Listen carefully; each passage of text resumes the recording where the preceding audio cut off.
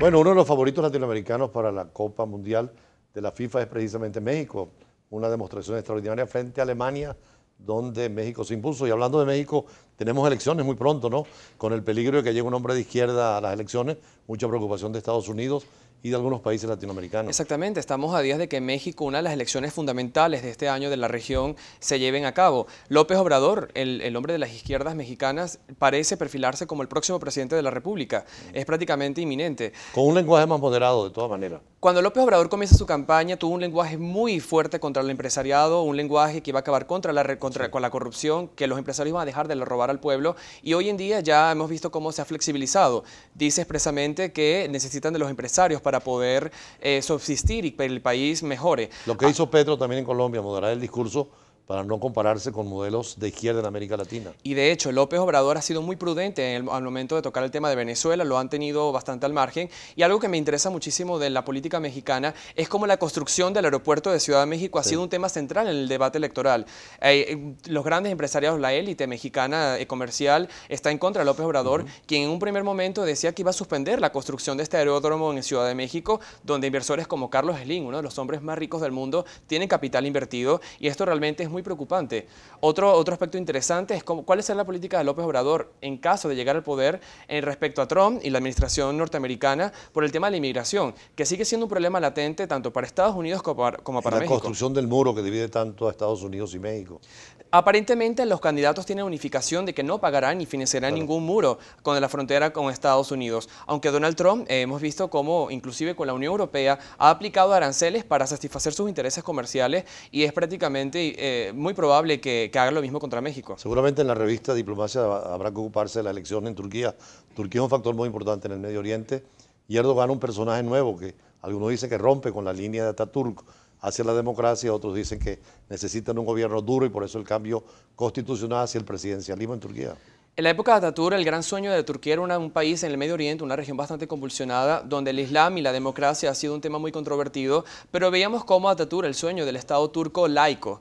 Vemos cómo Erdogan, en los últimos casi 16 años en el poder, ha retrocedido paulatinamente en algunas materias. Vimos el domingo cómo vuelve a triunfar en las elecciones con más del 52% de aprobación. Claro, con el apoyo de una fuerza derecha conservadora. Por supuesto, hubo una coalición y la oposición ya reconoció la derrota porque contemplaba la Constitución una posible segunda vuelta, pero el margen de ganancia ha superado el 51%. Los kurdos, muy importante, la votación y la representación con más logran 10%. Entrar al Parlamento con un 10% de los votos, algo inédito porque para Ankara, el Partido de Trabajadores del Kurdistán es una organización terrorista y ha sido desde el intento de golpe fallido en 2015, ha habido una purga abierta contra el Kurdistán y contra cualquier asociación que sea afín a ellos.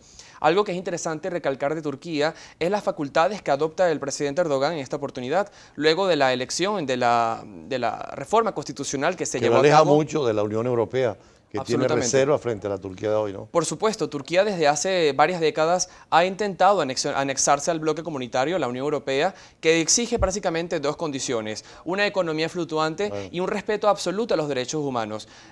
Con esta victoria de Erdogan, que asume una capacidad, un poder casi absoluto, tiene una mayoría en el Parlamento inmensa, necesita más de 400 de los diputados para poder ser llevado a un juicio ante las autoridades, controla la Corte Suprema de Justicia, tiene facultad de nombrar a magistrados de la Corte, y esto, por supuesto, atenta directamente contra los derechos civiles y contra la alternabilidad, que es algo tan importante en la democracia, alejándolo de Bruselas. En el Medio Oriente sigue siendo factor esencial Turquía, junto con Irán y Arabia Saudita, sobre todo con las guerras como la de Siria, donde Irán tiene mucho que ver y Arabia Saudita.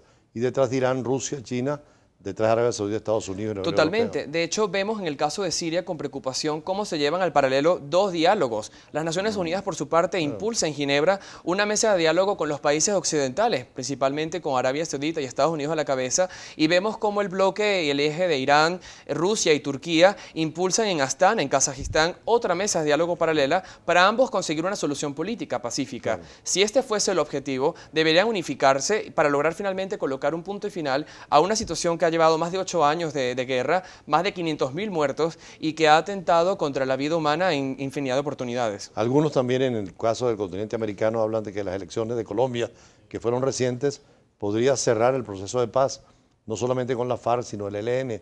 Hay dificultades y hay una línea distinta a la de Santos, ¿no? El presidente Iván Duque en reiteradas oportunidades ha confirmado su intención de renegociar el acuerdo con el ELN.